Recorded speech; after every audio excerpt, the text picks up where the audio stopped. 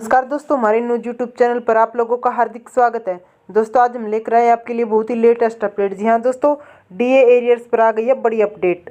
दिसंबर तक बकाया डीए भुगतान का आदेश कर दिया है जारी। तो दोस्तों जानने के लिए वीडियो को जरूर देखिए। इससे पहले अगर आपने हमारे चैनल को सब्सक्राइब नहीं किया है तो चैनल को सब्सक्राइब कर लीजिए, साथ ही साथ बेल आइकन को जरूर दबा दीजिए ताकि गवर्नमेंट एम्प्लॉयज पेंशन और फैमिली पेंशन से संबंधित जो भी नई अपडेट निकल कर सामने आती है उसका नोटिफिकेशन तुरंत आप तक पहुंच सके। तो करते हैं वीडियो को स्टार्ट बिना किसी देरी के। दोस्तों नए साल में केंद्र और राज्य सरकारें दे रही है अपने कर्मचारियों को तोहफा। केंद्र के सरकारी कर्मचारियों के लिए एक बहुत बड़ी खुशखबरी है जिसका वे लंबे समय से इंतजार कर रहे थे। दोस्तों इससे पहले केंद्र सरकार ने 31% महंगाई भत्ता की अनुमति दे दी थी और जल्द ही एक और बड़ा ऐलान होने वाला है। खबरों की माने तो क्रिसमस से पहले इस मुद्दे पर कैबिनेट सचिव के साथ बैठक हो सकती है। दोस्तों बताया जा रहा है कि डीए बकाया को लेकर नेशनल काउंसिल ऑफ जेसीएम, कार्मिक एवं प्रशिक्षण विभाग और वित्त मंत्रालय के बीच बातचीत हुई थी। दोस्तों कर्मचारी संघों ने उठाई थी डीए एरियर्स की मांग। हालांकि इस बारे में अभी कोई अंतिम फैसला नहीं लिया गया है।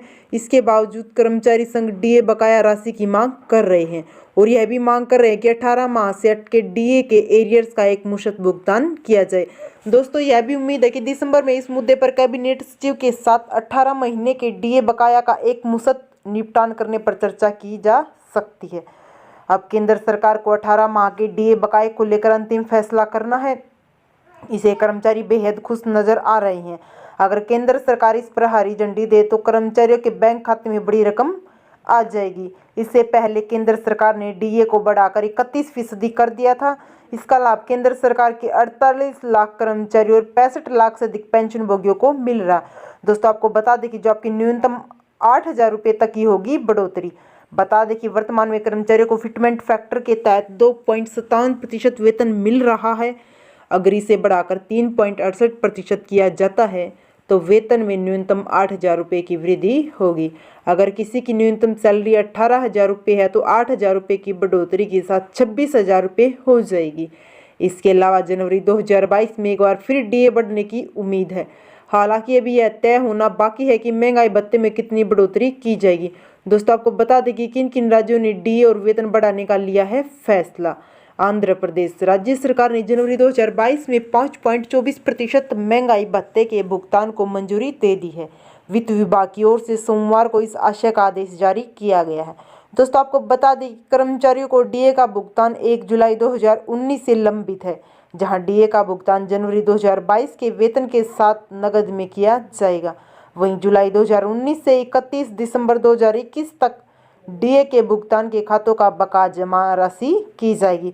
दोस्तों हिमाचल प्रदेश ने आज छठे वेतन आयोग की सिफारिशों के अनुसार लगभग 2 लाख कर्मचारियों के संशोधित वेतनमान को मंजूरी दे दी है, जिसे सरकारी खजाने पर 4,000 करोड़ रुपए का अतिरिक्त बोझ पड़ेगा। मुख्यमंत्री जयराम ठाकुर की अध्यक्षता में यहाँ हुई कैबिनेट की बैठक में यह निर्णय लिया गया। दोस्तों कर्मचारियों को संशोधित वेतनमान के अनुसार फरवरी 2022 में देय जनवरी का वेतन मिलेगा। सरकार पहले ही कर्मचारियों को बकाया के रूप में करीब 5,000 करोड़ रुपए की अंतरिम राहत दे चुकी है।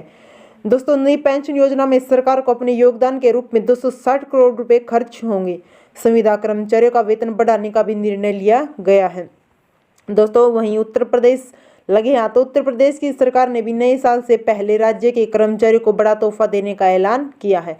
7वें वेतनमान वाले राज्य कार्मिकों को जुलाई 2021 से महंगाई भत्ते में हुई बढ़ोतरी का लाभ देने के बाद राज्य सरकार ने 5वें और 6ठे वेतनमान वाले कार्मिकों को भी 1 जुलाई से बड़े दर से महंगाई भत्ता दिए जाने का आदेश जारी कर दिया है। तो दोस्तों एक दूसरी न्यूज है वो है पे मैट्रिक्स के बारे में। दोस्तों जिससे बढ़ जाएगी आपकी सैलरी, जानिए किसको कितना फायदा मिलेगा। दोस्तों आपको बता दें कि जो पीएम केंद्रीय कर्मचारी की सैलरी में पे मैट्रिक्स का अहम रोल है। पहले कर्मचारियों का स्टेटस ग्रेड पे के आधार पर निर्धारित होता था, लेकिन अब ये पे मैट्रिक्स के आधार पर होता है। इसी आधार पर कर्मचारियों की सैलरी की ग्रोथ निर्धारित होती है। दोस्तों पे मैट्रिक्स के आधार पर तय होती है आपकी सैलरी। आपका यह जानना बेहद जरूरी है कि पे मैट्रिक्स क्या है और इसे कर्मचारियों की सैलरी पर क्या असर पड़ने वाला है, जो हम इस वीडियो के माध्यम से आपको जरूर बताएंगे। दोस्तों सरकारी कर्मचारियों को किस तरह का फायदा मिलता है पे मैट्रिक्स में। 7वें वेतन के तहत पे मैट्रिक्स लेवल 3 से बेसिक पे स्ट्रक्चर तय होता है। फिलहाल बेसिक पे स्ट्रक्चर कम से कम 21,700 रुपये से शुरू होकर 40 इंक्रीमेंट्स के साथ 6900 रुपये तक जाता है। दोस्तों अगर आपको हम एक उदाहरण के माध्यम से बताते हैं, कोई व्यक्ति नई दिल्ली में डाक विभाग में पोस्टमैन के पद पर कार्यरत है तो वह पे मैट्रिक्स लेवल 3 के अंतर्गत आता है। उसका बेसिक मूल वेतन 21,700 रुपये है। तो हम आपको कैलकुलेशन के हिसाब से बताते हैं कि उसकी सैलरी कितनी होगी।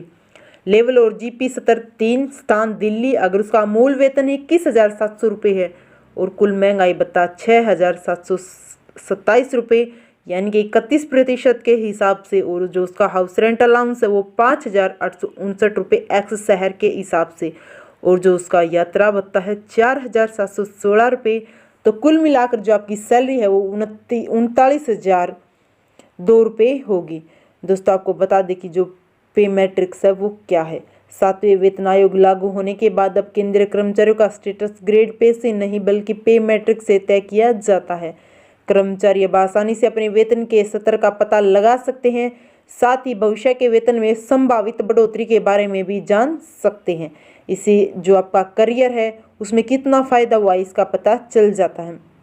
दोस्तों इसकी गणना के लिए एक टेबल होती है जिसके जरिए सैलरी की गणना की जाती है। गौरतलब है कि सिविलियन कर्मचारियों, रक्षा बल और मिलिट्री नर्सिंग सर्विस के लिए अलग अलग पे मैट्रिक्स तैयार किया गया है जिसके आधार पर उनकी सैलरी बनती है। दोस्तों जो मिनिमम सैलरी 18,000 रुपये होगी। 7वें वेतन आयोग की सिफारिशों के अनुसार अब एंट्री लेवल के सरकारी कर्मचारियों की न्यूनतम सैलरी 7,000 रुपये से बढ़कर 18,000 रुपये हो गई है। यानी कि अब सैलरी की गणना बेसिक स्ट्रक्चर 18,000 के आधार पर की जाएगी। वही क्लास 1 ऑफिसर को अब मिनिमम 56,100 रुपये सैलरी पर बहाल किया जाएगा।